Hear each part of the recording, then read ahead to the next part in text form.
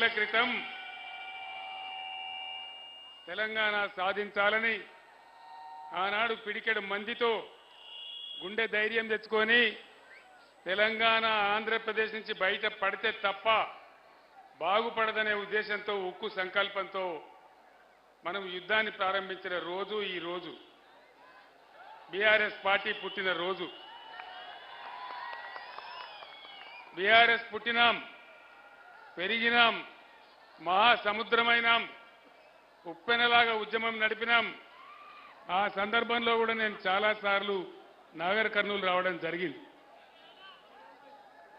ఆ ఉద్యమం 14 సంవత్సరాలు పూర్తయ్యే టైంలో నేను ఆమరణ దీక్షకు పూనుకొని కేసీఆర్ సచ్చుడో తెలంగాణ వచ్చుడో ఏదో ఒకటి తేలాలని ఆనాడు అక్కడ నేను దీక్షకు పోతే నన్ను పట్టుకపోయి ఖమ్మం జైల్లో వేసినారు. మీరంతా కూడా ఉప్పెనలాగా విజృంభించినారు. నిరాహార దీక్ష శిబిరాలు యాద్ చేసుకుంటే ఒక ఉప్పెన లాంటి బ్రహ్మాండమైన సన్నివేశం.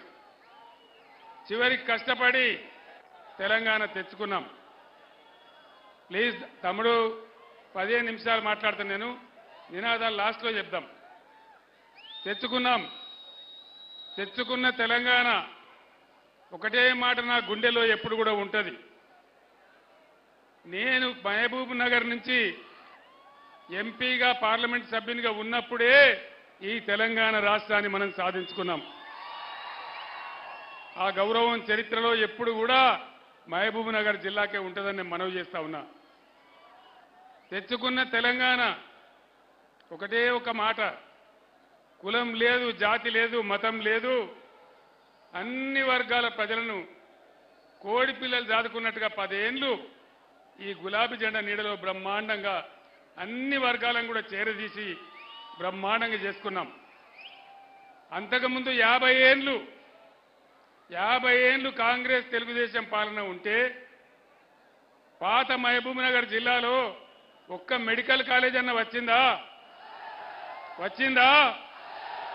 ఇవాళ ఎన్ని వచ్చినాయి? 5 మెడికల్ కాలేజీలు వచ్చినాయి. బీఆర్ఎస్ రాజ్యంలో 5 మెడికల్ కాలేజీలు వచ్చినాయి. ఇంతకుముందు నేను వస్తుంటే ఆ మెడికల్ కాలేజీ దాటుకుంటా వచ్చిన నేను. ఇంకొక మాట చెప్తున్నా, గద్వాల ఎమ్మెల్యే కృష్ణమోహన్ రెడ్డి గారి తండ్రి చనిపోయినప్పుడు జిల్లా ఎమ్మెల్యేలందరినీ నేను హైదరాబాద్ పిలిపించుకొని నేను గద్వాల దాకా బస్సులో ప్రయాణం చేసిన. ఎట్లయింది నా పాలమూరు కండ్లార చూడాలి, ఆనాడు వలసలు పోయిన పాలమూరు ఎట్లా అయింది, ఇప్పుడు ఎట్లా ఉన్నది చూడాలని చెప్పి బ్రహ్మాండంగా నేను హైదరాబాద్ నుంచి 200 కిలోమీటర్ల గద్వాల దాకా పోయినా. మర్రి జనార్దన్ రెడ్డి గారి నాయకులంతా నాతో ఉన్నారు. ఆ రోజు చాలా ఆనందపడ్డా, నేను చాలా సంతోషపడ్డా. ఎక్కడికక్కడ వరి కోతలు, ఎక్కడికక్కడ వరి కోసే మిషన్లు, ధాన్యపు రాసులు, చాలా బ్రహ్మాండంగా నా హృదయానికి ఆనందం కలిగింది. నా పాలమూరు ఇంత బాగైంది అని చాలా చాలా నేను సంతోషపడ్డా. సరే, మంచి మాట. మొన్న అడ్డగోలు హామీలు ఇచ్చి దుష్ప్రచారాలు చేసి వాళ్ళ నోటికొచ్చిన మాటలు చెప్పి కేవలం 1.5% ఓట్లతోని కాంగ్రెస్ అధికారంలోకి వచ్చింది. ఎన్ని మాటలు చెప్పినారు? రైతు బంధు అందరికి వచ్చిందా? రాలేదా? అందరికి రాలే. అయా ముఖ్యమంత్రి, ఇది ప్రజల భాష, నేను ప్రజల మధ్య నిల్చొని మాట్లాడుతా ఉన్నా. రాలేదా రైతు బంధు? ప్రతి ఆడపిల్లకు 2,500 వచ్చినాయా? 2 లక్షల రుణమాఫీ అయిందా? కళ్యాణ లక్ష్మి తులం బంగారం వచ్చిందా? ఆడపిల్లలకు స్కూటీలు వచ్చినాయా? వరికి 500 బోనస్ వచ్చిందా?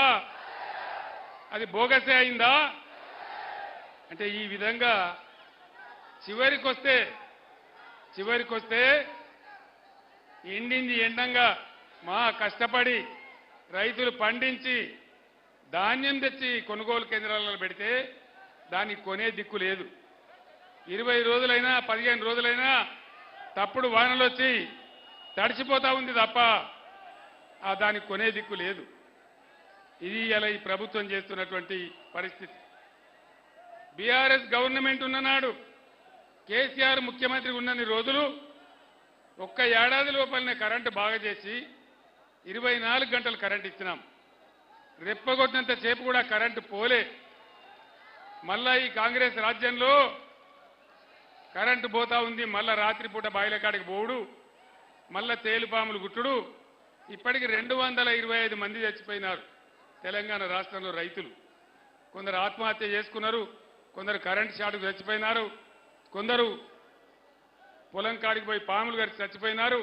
రకరకాల బాధలు మళ్ళా తయారైనాయి. ఈ బాధ ఎందుకు వచ్చింది? దయచేసి ఆలోచన చేయండి. కేసీఆర్ పెట్టిందే కదా, ఉన్నదే కదా, వీళ్ళు కొత్తగా గడపార పెట్టి తవ్వేదేం లేదు కదా, ఇచ్చిన కరెంట్ ఐఎస్టీసీకి ఇయ్యచ్చు కదా. ఇయ్యాల రోజు ముఖ్యమంత్రి మాట్లాడతాడు, మంత్రులు మాట్లాడతారు, మేము 24 గంటల కరెంట్ ఇచ్చినామంటారు. కరెంటు పోతలేదంటున్నారు. కరెంటు చక్కగా వస్తుందా? రోజుకు 10 సార్లు పోతా ఉంది. నేను శ్రీనివాస్ గౌడ్ గారింట్లో నేను మాజీ ఎమ్మెల్యేలు అందరం కూర్చుని మహబూబ్ నగర్ పార్లమెంట్ సమీక్ష చేస్తూ అక్కడ అన్నం తింటా ఉన్నాం. తక్కువని కరెంటు పోయింది.